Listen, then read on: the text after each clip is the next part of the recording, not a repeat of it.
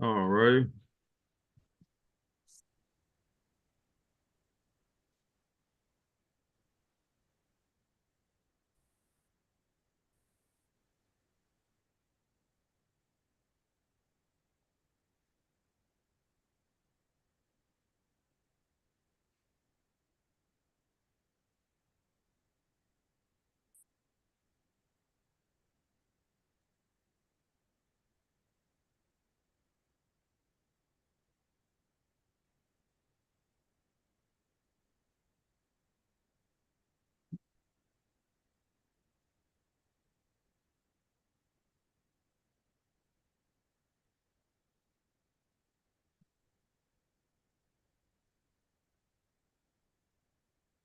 All set?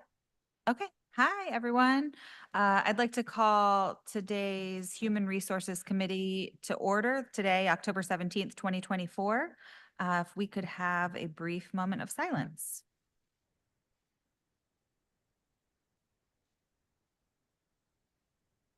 Amen. All right. Do I have a motion to approve the September 19th, 2024 minutes? So Move moved. to approve. So second. All right, all in Councilman favor? Mitchell. Aye. Aye. All right, any opposed? Thank you. The ayes have it. All right, no old business, so we'll just get right to it. We have a presentation from our CBiz compensation study that was approved earlier in the year. Mr. Rata, Managing Director of CBiz, Talent and Compensation Solutions. The floor is yours.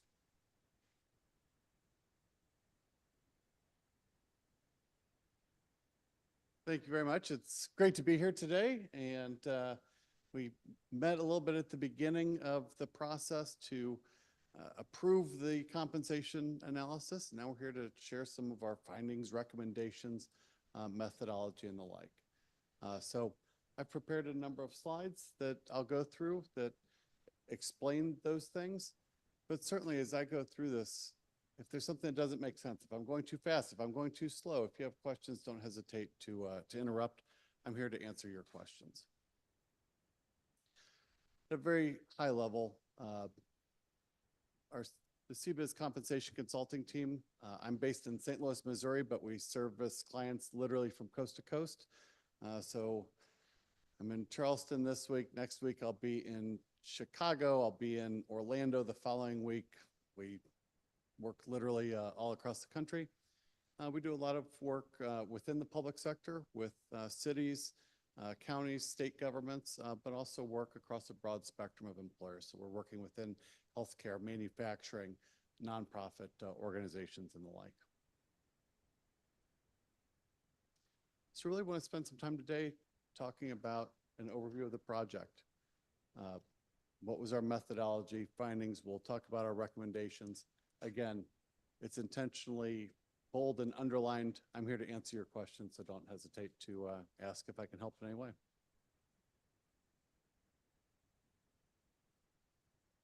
So start with an overview. So we started by kicking off the project, and that involved a number of meetings that essentially boiled down to my team and I asking a lot of questions of the city to help us understand what makes you similar to other organizations you've worked with, what makes you unique as an organization. So we had a kickoff meeting with the HR leadership team where we talked about, hey, what are some of the challenges that you've experienced? What are problems that you're trying to solve? What's the purpose of the analysis? We understood the history of compensation adjustments, administration, and the like. We also, I was here for 2 days sitting down with each of the department heads to understand specifics from their department, not only from a compensation perspective, but also an operational perspective, an organizational structure perspective, a hierarchy of jobs perspective. Again, I've worked with probably 200 cities in my career. That's just a guess, but there are things that make Charleston unique as an organization, unique as a city. And so just trying to understand, hey, we've solved this problem with another client. Here's what we saw work. Maybe this is a fix here. Maybe this can be a solution there, and trying to piece together solutions to unique challenges that the city was facing. In addition, just throughout the process, we had regular meetings with the HR team to just talk through, hey, we have these questions. You sent us over all of your job descriptions. I think we're missing 3. Can you send those? This job title doesn't exactly match that. Let's make sure we're looking at things the right way. Again, just make sure that we're on the same page throughout the process.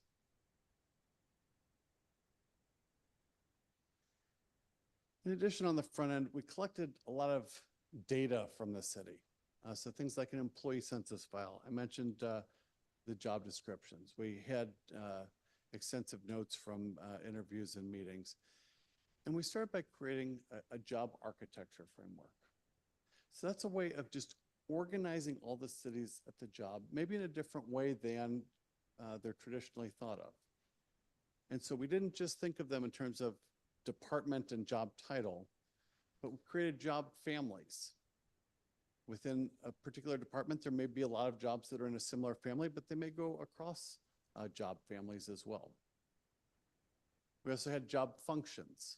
And so just as an example, a job family may be human resources, a function may be recruiting, so it'd be kind of a sub-function, but then also trying to identify job levels. And so we had career streams and levels that we've created to identify, hey, is this a professional position? Is this an expert level position? Is an entry level professional position? Again, just trying to organize jobs so that we can then have apples to apples comparisons as we start to move to the market. So it's important to understand as we're doing this, we aren't just looking at job titles at Charleston. We're reading the job descriptions. We're understanding the duties and responsibilities of each job to ensure that we're understanding exactly how those jobs are designed.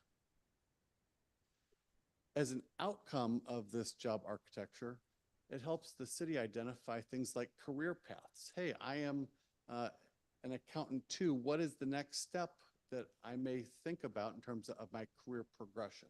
And so by looking within the same family and function, what is the next step within that career stream that can show what those career paths would look like? Any questions on that? Madam Chair? Yes, sir. Sorry. Can you give us a little bit more color on the professional development in terms of career path? I mean, these were conversations with individual employees or department heads or section chiefs where you talked about what their desires were or their actual recommendations on programs to implement on that front? Sure. So it's a good question, and I appreciate the opportunity to clarify it. So I didn't have conversations with specific employees. It's more a design. So kind of the starting point is the current state, organizing the jobs as they exist today. However, as we met with the department heads, we kind of said, hey, are there situations where you have a single job and it would be helpful if there were 2 or 3 levels there? Help me understand why, what the distinctions would be, those types of things. So it wasn't asking employees about desires and that type of thing. It was more mapping out, if you kind of think about a grid with family, function, career stream, and level, where does each job map today? And are there gaps there that it would be helpful to have to build in some progression?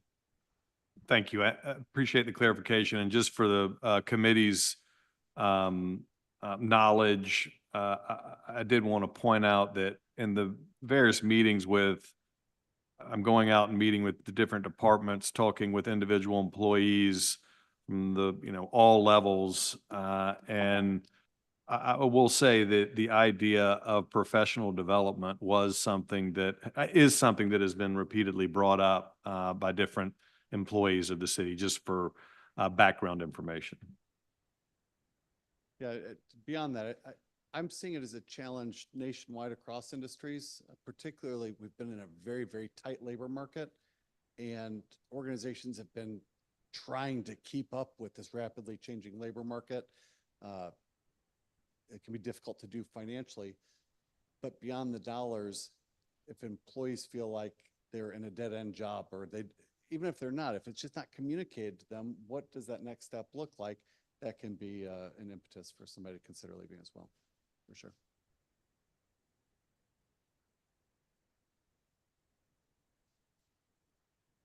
So one of the things that we asked about quite extensively, again, during the planning meetings, is about compensation philosophy.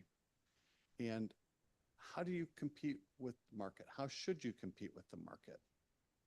Do you want to be the highest paying organization in the entire state of South Carolina? Do you want to throw warm bodies at problems and be as cheap as possible? Obviously, those are extreme examples, but what we heard essentially unanimously was we need to be market competitive. And so in my mind, market competitive, that translates statistically to the median of the market. So the point where half of your competitors pay more and half pay less is where we're anchoring compensation. Then the next question is, okay, so if we're at the middle of the market, if that's what we're going to target, who's the market? Are we competing with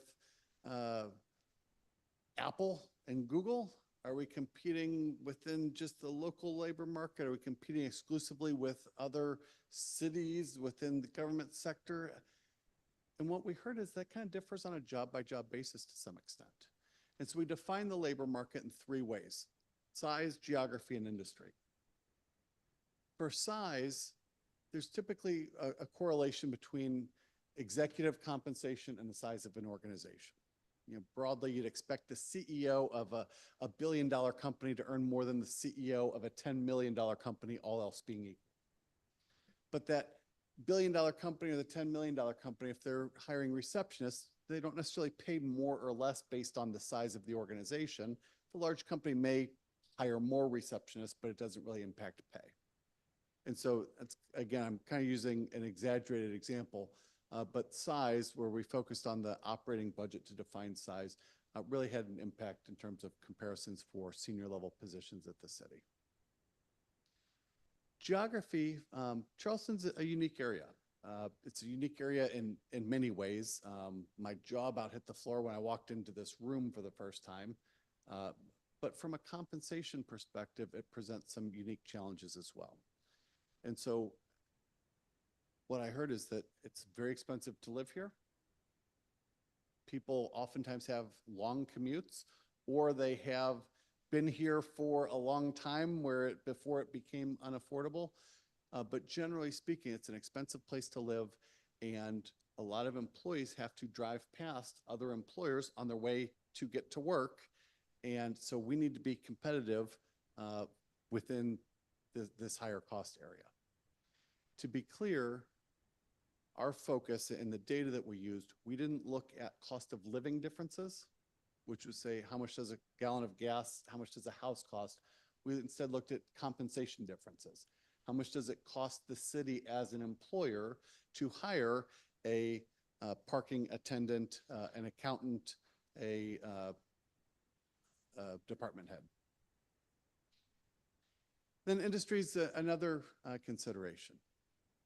There's some jobs that are found exclusively within the public sector, exclusively within cities. So police and fire, classic examples of that. It doesn't make sense to compare you to CBiz as an accounting, benefits, and consulting firm for police and fire. We don't have those jobs. But if we're looking at administrative assistants or some other roles, there you're not just competing with other government agencies and organizations, you're competing across that broader spectrum of organization. So it's important to understand that doesn't necessarily mean higher compensation or lower compensation, but for each job at the city, we start kind of on the right, we're targeting the middle of the market, but then for each job, we'd say, okay, how do we define the market? Is this a job that is impacted by size? We're looking at the Charleston area, and is this public sector specific or one that can be found across a broader spectrum of organizations? So that's kind of foundational to the analysis. The goal is market competitive. This is how we define the market.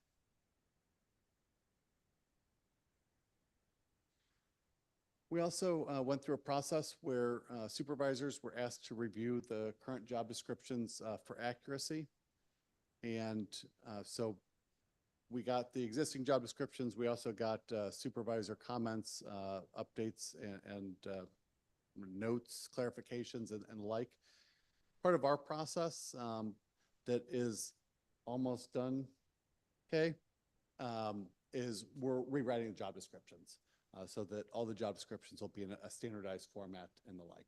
That typically occurs at the end of a project like this. Let's make sure we get all the jobs clarified and set. And so we're putting the finishing touches on drafting those job descriptions. In addition, we're making recommendations for FLSA, or Fair Labor Standards Act compliance. Essentially, those are the overtime regulations. The way the laws are written is that every employee in the United States of America is eligible for overtime at time and a half unless they qualify for exemption. And so we're reviewing those exemptions, and we'll note any recommended changes there.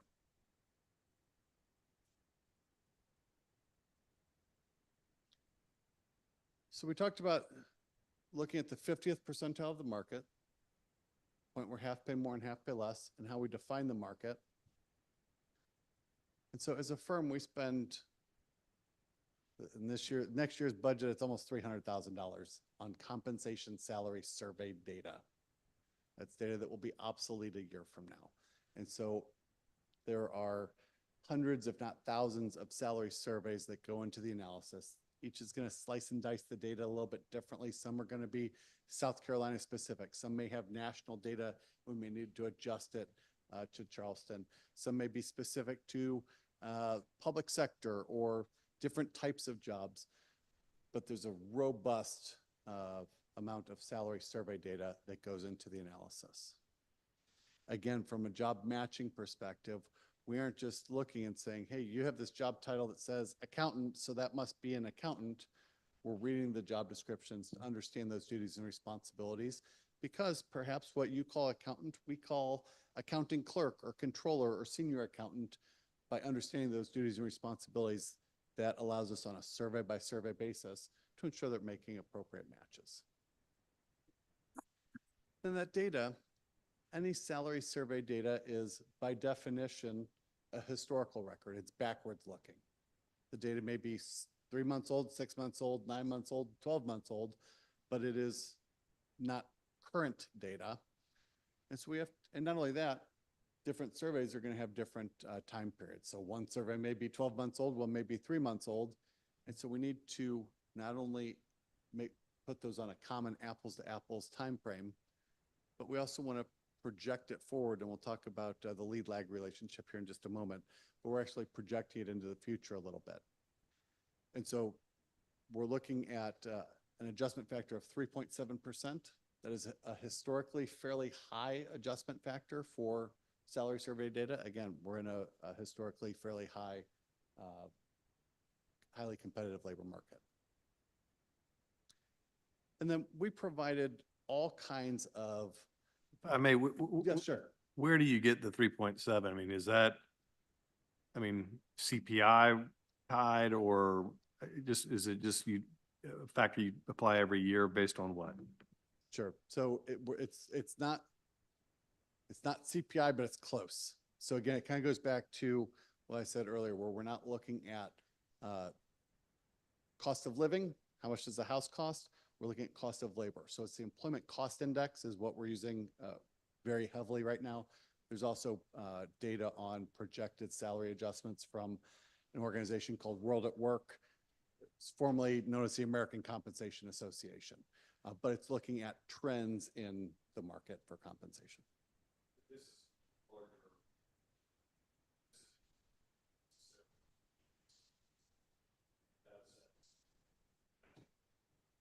Yes, yes, very much so. So yeah, the question was, this isn't me just coming up with a number, or we're using national data sets, we're using multiple data sources to identify that, yes.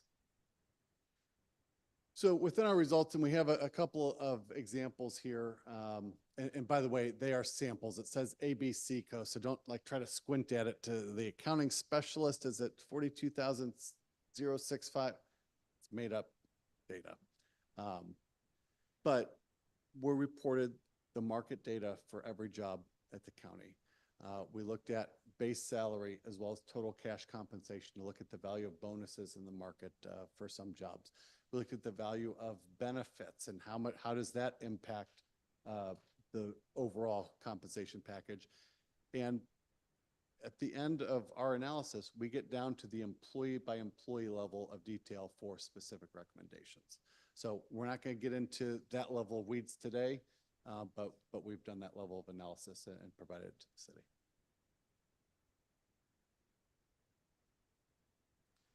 So I mentioned the aging data and Bureau of Labor Statistics, World at Work. Let's go, if we look at the bottom.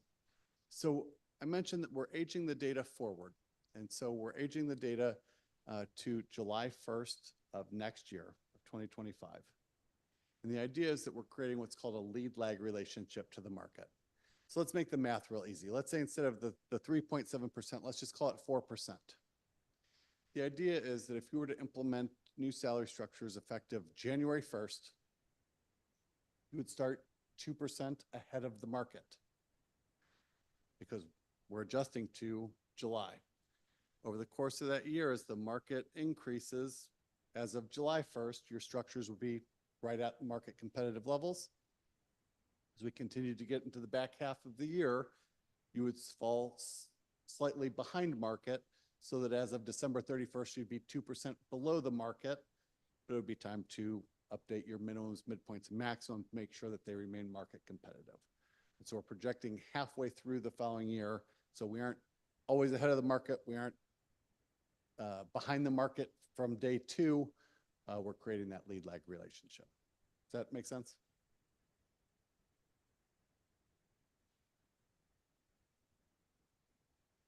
So this is a 30,000-foot overview of compensation at the city compared to the market. So let me point out just a couple of details. So this is the non-sworn folks. Each blue dot represents a job at the city. And along the horizontal axis, you have market competitive pay. Along the vertical axis is their actual pay. Each of the green dots is simply the market data plotted against itself. So we're using the market value of the job for both axes, the vertical and horizontal axis. And that's why you end up with kind of the green dotted line goes perfectly through all the green dots because we're using the same numbers for both variables. So as I look at this, I look at the blue dotted line. I'm blue-green colorblind, so bear with me a little bit. The blue dashed line, that is a line of best fit. So that's a regression line that says if we were to draw a line that is as close statistically as possible to each of the blue dots on average, what would that look like? And so that represents the pay line at the city of Charleston, where the green dotted line represents a market competitive pay line. So what this says, again, 30,000-foot overview, we get down not just at the job level, we look employee by employee. But you can see that for lower paid jobs, pay at the city is pretty close to market competitive. On average, broadly, as pay increases in the market, pay increases at the city as well. You know, as you move to the right, the pay increases, but not quite at as fast a rate as it does in the market. Down in the bottom right-hand corner, we have the equation for the line y equals mx plus b. If you think back to, what is that, algebra, I guess. But the r squared is 0.91. What that means is that 91% of the changes in compensation at the city are correlated to changes in compensation in the market. So that's a strong correlation, and you expect that. I mean, you look at this, you can see that the blue dots are lower at the bottom left, and as you move to the right, they move up. So for perspective, so 91% of the blue dots are correlated to market. If you were to get to 100, that's what that green line looks like, where they are, every point is exactly on the line. So there's a little bit of noise, you'd expect that, but very, very strong correlation. So I didn't mean to nerd out on statistic stuff. Questions Hopefully I got my colors right. I don't think I messed those up. Yes, ma'am. Thank you.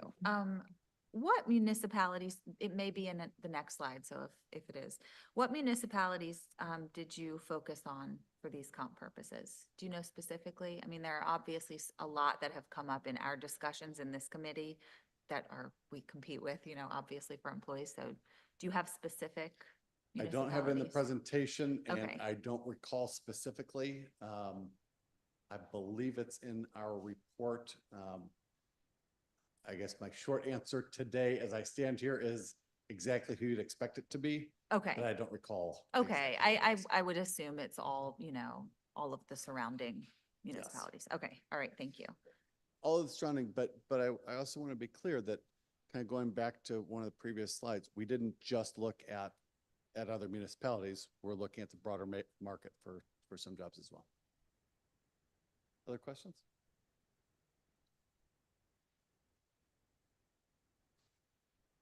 So once we had the market data, and so we've benchmarked the jobs, we've read the job descriptions, we've identified the family function, career stream and level, we've pulled data from multiple surveys, we've aged that data. We then designed a salary structure for non-sworn employees. So the structure is composed of grades, where each grade has a minimum, a midpoint, and a maximum. And the minimums are designed to represent attractive entry-level pay for the job. So employees that are below the minimum, I would suggest you're at immediate risk for losing based on compensation alone. The midpoint approximates market competitive pay. And so that is very close to the market value, the market median, the point where half of your competitors pay more and half pay less. Then we've also created a maximum, which represents the maximum value of the job to the city. And so an entry-level job, somebody who's in that entry-level job and they've been doing it for 30 years and they've gotten an increase every single year at some point, it's not a six-figure job. In order for them to receive additional compensation, they probably need to take on additional responsibilities and move into a job that's in a higher grade. And the way we accomplish that is on the right-hand side. So primarily the range spreads. And so that's saying how much of a difference is there between the minimum and the maximum of the grade. And so you'll see in grade 1, it's 30%. And so if you were to take the minimum of 1920, multiply it by 1.3, which would increase it by 30%, you'd have the maximum of 2496. So it's fairly narrow. The rationale for that is that in an entry-level job, somebody can learn that job, become fully functioning in that job in a matter of hours, days, or weeks typically. And so the minimum, that entry-level rate, has to be pretty close to that market competitive rate. But same token, there's always so much additional value that can be brought to the city in an entry-level job. The difference between a file clerk with a world-class file clerk with 30 years of experience and an average file clerk with 4 years of experience, there's only so much additional value that can be brought there. So the maximum is lower as well. So you go to the opposite end of the spectrum. We may promote somebody into a more senior level role. We may hire somebody from the outside who has no experience in the senior level role. It's not going to be hours, days, or weeks before they're fully functioning. And so that minimum is quite a bit lower than the market competitive rate. But somebody can continue to gain knowledge, continue to gain experience, and continue to bring additional value to the city. And so there's additional room for growth created within the higher level positions. Midpoint differentials is simply the percent difference from one midpoint to the next. And so the midpoint of grade 2 is 5% higher than the midpoint of grade 1. That's essentially tied to your internal hierarchy. We see small differences when we look at the difference between a file clerk and a senior file clerk versus accountant to controller to CFO type thing. They're just larger jumps. It's fairly typical. I'm happy to dive deeper, but I don't want to bore you to death with salary structure design 101. Questions on that? Okay. So let's talk, we've been showing non-sworn. As we looked at sworn positions, we found the comparisons to the market I guess there are two things. I heard on the front end that the structures themselves were working well. They weren't broken. They rewarded the appropriate things. The premiums for education, those types of things were part of the culture, and pretty unanimously, people liked the way that they worked in general. As we started to bring data into that, and not just the perception and conversations, we found that police and fire roles are pretty close to at the market or slightly above the market. And so rather than create a whole new structure and kind of tear things apart and put it back together, we took the existing structure, we adjusted it forward to next year, again, using that 3.7%. And our recommendation is essentially to keep that structure as it is, but with an aging factor adjusted to next year. But that fits on balance the market for those positions.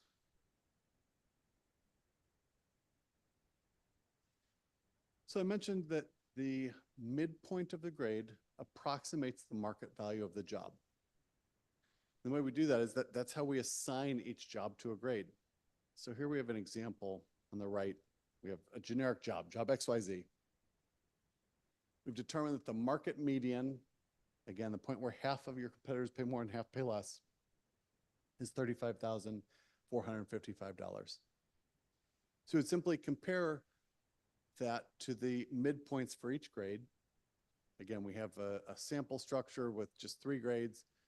And we'd say which grade has a midpoint closest to the $35,455. As you all can see, it's grade 2 with a midpoint of $35,618. Now, if we had another job ABC, and it had a market value that was very similar, say $36,000 exactly, that job would also go into grade 2. So we're using the grades to group jobs with similar market values into a grade.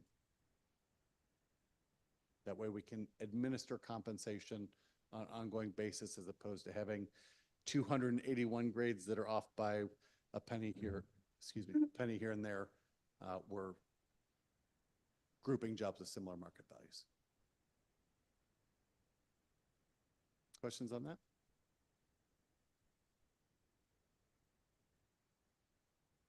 So this is what it looks like when we bring all this together. Again, this is non-sworn. So when I was walking through the widths, and I said it's narrow at the lower positions, that was kind of upside down. So we had grade 1 at the top, now we have grade 1 at the bottom. So we have this V-shaped structure. It's narrow at the bottom. So grade 1 is 30% wide between the minimum and the maximum.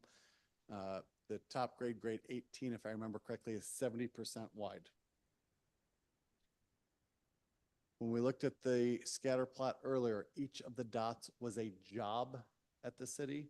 Now each dot, the green dots, are employees at the city. And so we're simply plotting actual pay on the ranges. So for example, in grade 1 at the very bottom, it looks like there's one employee who is right at the minimum. I don't recall if they are slightly below or slightly above, but right at the minimum. A number of employees that are within the grade. And it looks like there are 2 employees that are a fair amount above the maximum of the grade. When we get to our recommendations for implementation, there are a number of recommendations, but the first one is that the green dots that are to the left of the V, so those are employees where their actual pay is below the minimum, below entry-level pay, that they be brought up to at least the minimum of the grade. Again, those are employees that you're at immediate risk for losing based on pay. Employees who are above the maximum, we're not recommending that you reduce compensation. However, you may choose to freeze their pay increases. And one of the things that we've committed as part of this project is that for 5 years free of charge, we'll provide recommendations for adjustments to the structures. Because next year, the structure is going to need to be increased, presumably. And eventually, that maximum would catch up to any employees who are above maximum. Now, some organizations will choose to provide a lump sum increase in lieu of a salary increase. And so instead of giving you a 4% pay increase and compounding the base pay that's above the maximum, we'll provide you with a lump sum of 4% so that we're still giving you something that's an organizational decision. So that's kind of high level recommendations. The other thing, as you look here, I know that you all have made tremendous strides in the past couple of years to catch up to the market. What this says is, on balance, employees are kind of within that market competitive range. But if you kind of squint at this chart and look, you can see that there's still the vast majority of employees are in the lower half of the range. And so there may be some need to make compression adjustments to start to spread employees through the range, not have everybody lumped together at the minimum. So now we have somebody we just hired who's at the minimum with no experience, somebody with 5 years of experience at the minimum. Maybe we look at compression adjustments, and it's one of the things that we're modeling to start to alleviate some of that compression. Questions on? I'm a pictures guy, so it kind of maybe this shows why I became a consultant and not an artist, but that's another story. I mentioned we didn't, while the bulk of our analysis was focused on compensation, we also looked at the value of benefits at the city. It is not unheard of for me to give a presentation like this, where if the focus is exclusively on compensation, I say, hey, compensation is below market, that somebody won't raise their hand and say, well, aren't our benefits above market, if not well above market? Does that not catch us up to the market when we look at the total package? And so we attempted to answer that question. We did answer that question. The way we went about it is, I guess there are two things I'd point out. One is we're focused on employer contributions to benefits. So we're not getting into what's your tier 3 prescription drug co-payment, and we're not getting into the structure of specific benefits. Our assumption for this model is more money spent equals richer benefit. But we also break things down. A lot of times people will talk about a benefits load. Oh, we have a 35% benefits load. We have a 30% benefits load. We have a 40% benefits load. We broke it down into fixed and variable costs. Yeah. So in an earlier slide, you did mention that when you were looking at compensation, you did bring in the benefits package as part of the aggregate study. And so for clarity, you're saying here, if I read this correctly, we have better benefits than the market. Yes. Right? And so when you go back to the slide previous, if you were to pull the benefits out, those dots would swing pretty hard to the left, would they not? No. So if we were to, so this is base pay only. Okay, So so if that's we were to put benefits in and look at the total package, which isn't really how you would administer compensation within a range like this, but conceptually, it's not that we would take benefits out of this, it's that we could conceptually put benefits into this, and that might start to spread them to the right a little bit. Well, I do think that's a very important, I mean, just correct me if I'm wrong, but for the committee to appreciate that, I mean, if you're competing with a job applicant for Mount Pleasant or the private sector in this case, and we provide better benefits, but perhaps a lower base salary, I mean, that's the relevant aggregate number, right? I mean, in terms of our competitive set. Conceivably, absolutely. In a perfect world, That doesn't absolutely. work. So my caveats to that are, not all employees value benefits the same way. Not all organizations communicate the value of their benefits. And so some are spending money and it may not be fully appreciated by employees. So if as a pure economic exercise, I agree 100% with what you're saying. There are just some caveats that particularly at the lower end of the pay scale, they say, hey, retirement benefits don't pay my rent. I don't care is oftentimes the mindset where, But for just, we are close to the median at the lower page. So in terms of communication to the benefits on the upper tier where the graph starts to spread, um, I would think it would be relevant. Okay. yeah, and to be clear, I'm not disagreeing with you at all. I'm agreeing 100%. I'm just saying I wouldn't just leave with the comfort of, well, our benefits make up for it, because again, on paper, absolutely. In reality, they may not. Yes. Yes. And if I'll follow up Yeah. to that, because I did ask a similar question. Because, as we were going through the ad hoc, I mean, that's how we see positions, right? I think we discussed this in ad hoc. We see it combined, right? The cost of the salary with the benefits. So we kind of did ask those same questions. And I do think, I mean, we obviously, I think our director has told us maybe 85% of our staff utilizes those benefits. So I agree that lumping that together, that might be a pertinent, like, it would be nice to have both of those, right? Like to see, because we do have a rich benefits program that's higher than market, I believe, Yes. right? Yes. So I think I agree that seeing them both, because we see it from a council perspective both ways, right? As a combined salary plus benefits package. But yes, specifically for benefits don't pay your rent. And so I appreciate seeing it this way, but I think it would be helpful to see it both ways if that data is available.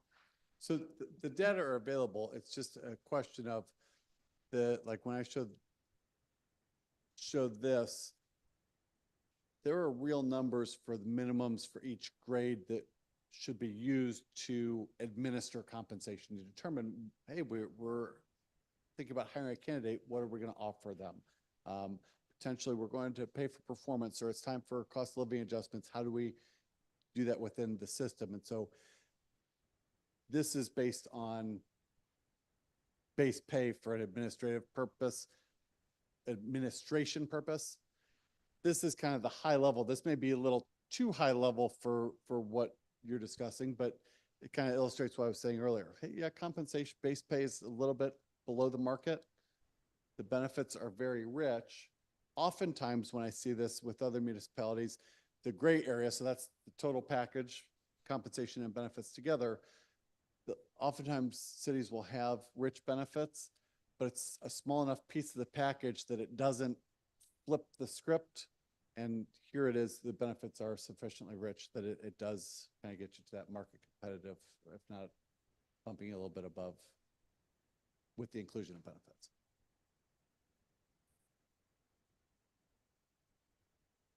All right. So recommendations. So I mentioned earlier on the V-shaped chart. So this is for non-sworn. We have employees who are to the left of the V. They're below the minimum. There's specifically 243 employees in that category. The total cost to bring all of those employees up to exactly the minimum of their grade, regardless of if they have no experience or 30 years of experience, is $577,649. That's about 1% of non-sworn payroll. A total of 7 employees who are above the maximum. Again, you could see on the V-shaped chart, there were a handful of them. The total amount is just over $33,000. I would point out, just from a budgetary perspective, you can't net out the 33,000 and the 577. Our recommendation for the below minimums are actual pay increases. We aren't recommending reductions for the 33, but freezes. And so it'd be apples and oranges to do that. Can I ask one other question? This is probably not part of your analysis, but one of the points that we have on sworn is that, particularly when it comes to grant funding or federal funding, we're basing our statistics on population, right? Like how many, police comparative or, having to police a market of 200,000 people, right? Well, one of the things that somewhat unique about Charleston is that we have 8 million visitors. And so we're actually policing a much larger population than our current, our defined population. So is that in any way, shape, or form weighted in any of the analysis you did with, particularly with the sworn? I mean, I don't know how you would do it, but I'm more curious. So I think the answer is, we did take it into account where I think it's appropriate to take into account, but it's pretty minor. And so if we look at police chief, for example, overall budget's going to take into account the larger visitor population as well. But I think the most impactful aspect of the demographics that you're describing would be on staffing as opposed to compensation. And so we didn't look at to say, hey, the sworn are paid at market, but you're way understaffed or you're way overstaffed. That isn't part of our analysis. Instead, we're saying, here's what the current staffing is and how does the compensation of that staff compare to the market. So if you have half the firefighters that you need or twice as many as you need, I don't have any idea. It is the short answer. All right, so this is on the non-sworn side. And again, this is to bring everybody from the left of the V up to the V, but that will create compression. And so we will have employees who are brand new, who are now at the minimum, and perhaps somebody with 5 or 10 years of experience who's at the minimum. So we're working with HR on modeling different scenarios for potential compression adjustments to say, well, what if we give, for every year of experience, we'll give 5% range penetration. So how far through the range should somebody go based on years of experience, up to the 75th percentile of the grade. And well, that costs $50 million. Okay, scratch that. What if we give 1% range penetration up to the midpoint? And so we've built that model, and now it's a matter of playing with the levers to create a model that makes sense. So kind of down at the bottom, we're in the process of that modeling.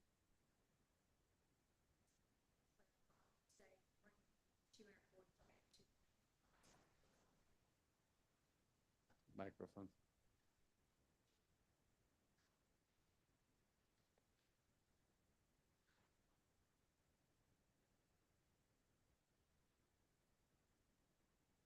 Wanted to clarify that when you say bringing them up to the minimum, no one. I can't hear. Okay. I just want to clarify that when Ed says bringing the 243 employees up to the minimum, that's the new minimum with the new pay structure. No employee is currently paid below the minimum of their current grade. Just wanted to clarify that. Thank you. Yep, that's a good point. I think in terms of new pay structures, and we looked at the old structures, but haven't looked at them in months because to us, that's old news. I'm sorry, were you going to say something? Okay. No, go ahead. Thank you. So finally, we're going to talk through recommendations, and I've already hit on some of these. I'd recommend bringing employees up to the minimum of the grade. That's kind of base adjustments. Again, bring them up to at least entry-level pay. The compression adjustments, if we were having this conversation prior to COVID, prior to the post-COVID crazy hot labor market, I would say compression adjustments are a nice to have. It's the right thing to do for employees. It can help with perception, but I'm not going to fight for it in your budget. In today's labor market, it's critical. That perceived slight of, hey, I got a pay increase. I was brought up to the minimum. Employees may not be happy with that because, well, the person we just hired was brought, now they're paid the same thing I am. And again, employees have options in today's market. So making those compression adjustments, doing what we can to deal with the, I would say, minimum implementation, but also making sure that we're positioning employees within the range can be important from a turnover employee morale perspective as well. Recommend going through this process. kind of recalibrating the system every 3 to 5 years. Or one of the things we've talked to Kay about is, potentially looking at 25% of the jobs every year so that you don't have to go through this big analysis every year and you just kind of stay on top of market competitive adjustments. In addition, one of the things that we've committed to is that for 5 years free of charge, we'll provide, I mentioned, not only adjustments for the ranges so that the salary structure remains market competitive, but also actual adjustments to employees. And so they would progress through the range so that an employee who's hired at the minimum, that minimum is going to increase next year, but the average employee should increase at a faster rate. So they're actually moving through the grade. Yes. And quickly on that point, will that be where you sort of bring in the performance reviews? That's a great Okay. question. So that's Oh, number sorry. 4. Oh, sorry. Okay. And so I think the answer is to be determined. Okay. And so my sense is that today the city is not in a position to link pay with performance. If you were to say, hey, I want to do it tomorrow, I would say philosophically, I'm 100% on board with you, but you're not there yet. They aren't being regularly conducted for all of employees. They aren't consistent, those types of things. It is a difficult thing to do in a city. It is not an impossible thing, but it's difficult to do. It's difficult culturally. It's difficult to have supervisors, to train them to have difficult conversations with employees, particularly if they've been here for a long time and haven't had to do that before. Personally, I think the juice is worth the squeeze. It can help you reward the employees that are performing at a high level and do so in a budget neutral way where some of the dollars that go to that person would come at the expense of somebody who's already paid very well. Maybe they're paid close to the maximum. Maybe they're poor performers, those types of things. I say all of that. Let me finish the sentence. If you're going to do it, it's going to take a couple of years. The designing of the system and the scoring and our part, if we were to have a part in that, is the easy part. The cultural change is the hard part. And so I would encourage you not to think of it as a short-term thing, but it really is going to take a couple of years to get there. I think that's why, I'm glad it's here, and that's the only reason I brought it up for this committee, just because I think that it's clearly not something that we can implement, tomorrow, this year, next year, but it is possible, with having CBIZ now, it's something that is possible. We can look into, and I think it falls into the professional development and all of those other things that we can sort of interweave, especially now that we're in Workday. So I think that was a big key to it, but just the fact that we do now have this capability, I think is wonderful. So, Councilmember Brady. Yes, thank you, Madam Chair. And I think we've had the discussion about pay for performance in this committee before. But I want to make sure, those of us that have been in the private sector, there's instances where I've been in jobs where the supervisor will take their far exceeds goals and make those the minimum goals for the next person, and then they'll take their far exceeds goals and move it down to that. Like by the time you filter it down, it's impossible to accomplish the job as designed, performance wise.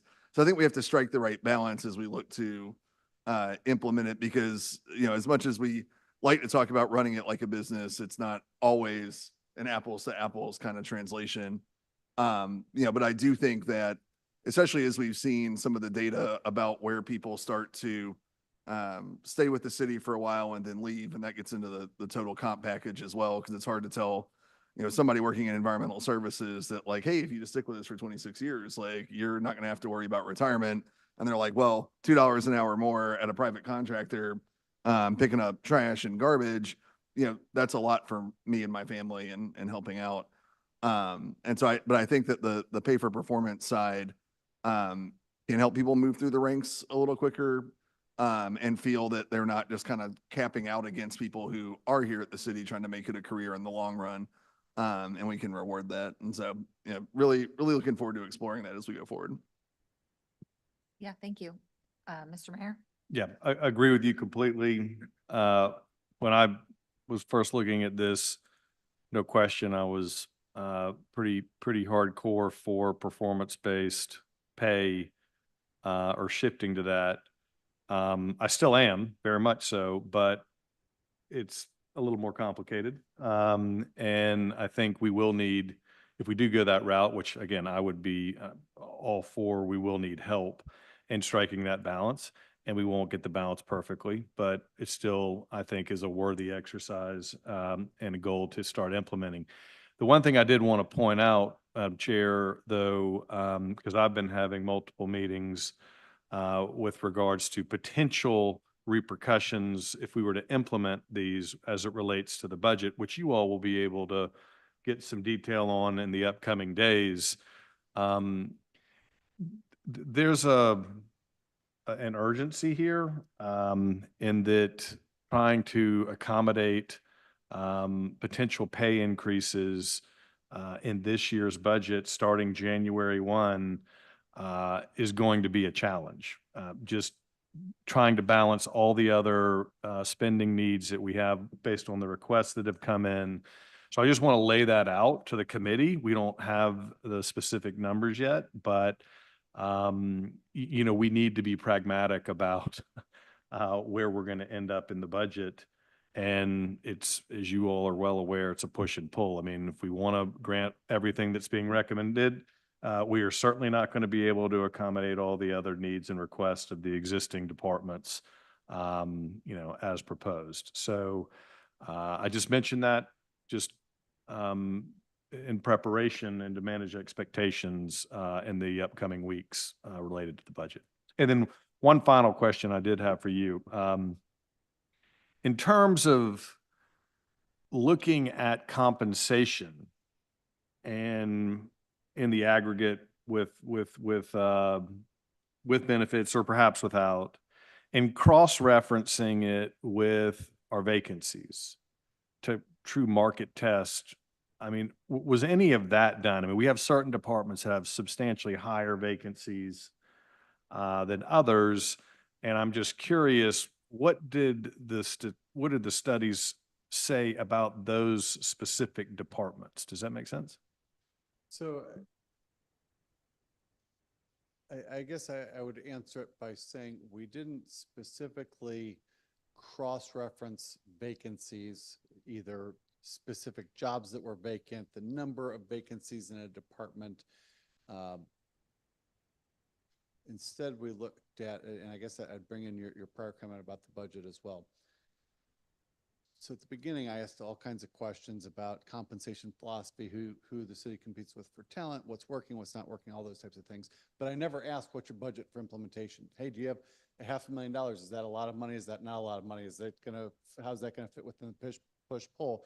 Or do we have $5 million or $50,000? Instead, we're looking at it from a philosophical perspective. We want to be at the middle of the market. Here's how we define the market. Here's how we define the jobs. And how does that play out? In this case, it's the $577,000. But we also didn't look at, well, we think we're low in this area, or we have a lot of vacancies in that area. I don't want to be biased by your budget or your kind of past experience. I want to take a view that's kind of clean as wind driven snow. It's data driven. But at the same time, I want to be clear that this is your system. And so our recommendations are data driven. They're the best that we have. But you may say, we still can't hire for this job, or that job's more important to us relative to the others than what CBIZ is recommending. It's your system that you can certainly make those adjustments. Yeah, I do think it would be worth looking into or just taking it another step. I mean, we constantly hear about stormwater crews, right?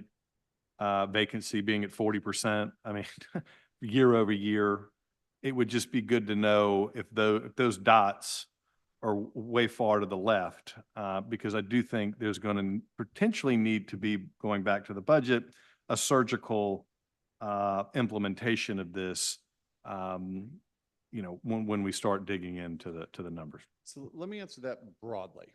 So I've looked at 1,000 jobs at the city. I've looked at 10,000 jobs since I last looked at the city's jobs. So I don't remember.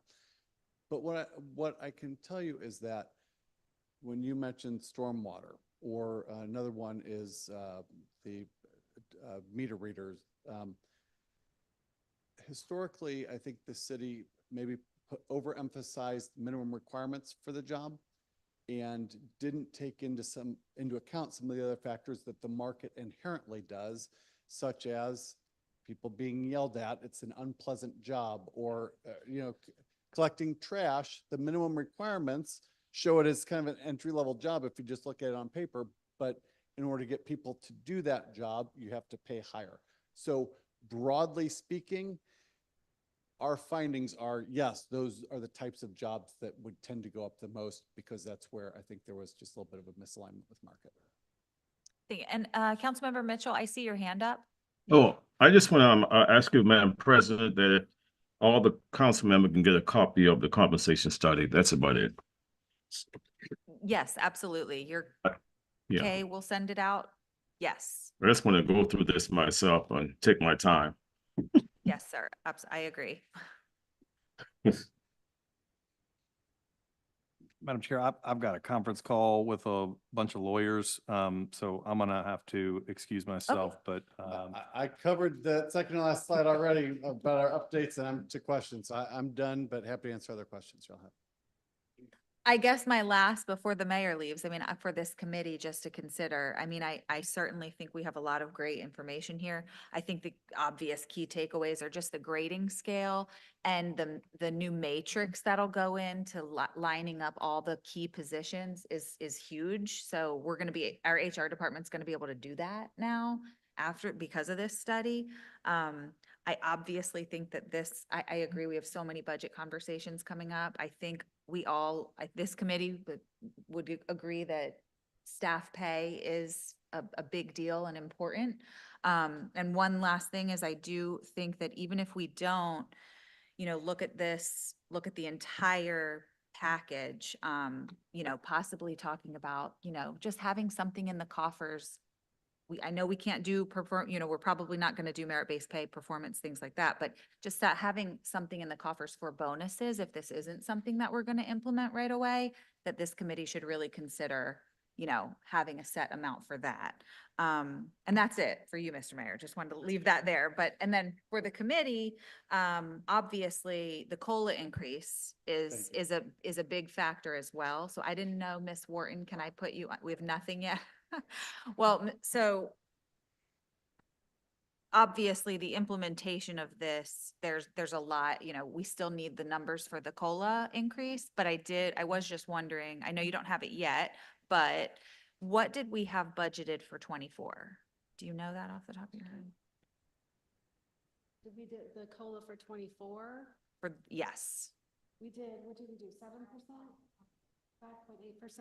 I'm sorry, I can't remember. So everybody already got that in the beginning of the year. Okay. So in terms of 2025's COLA, that will Yes. all be incorporated with what we decide to do here. Gotcha. So the percentage will kind of depend on what we decide to implement with this plan.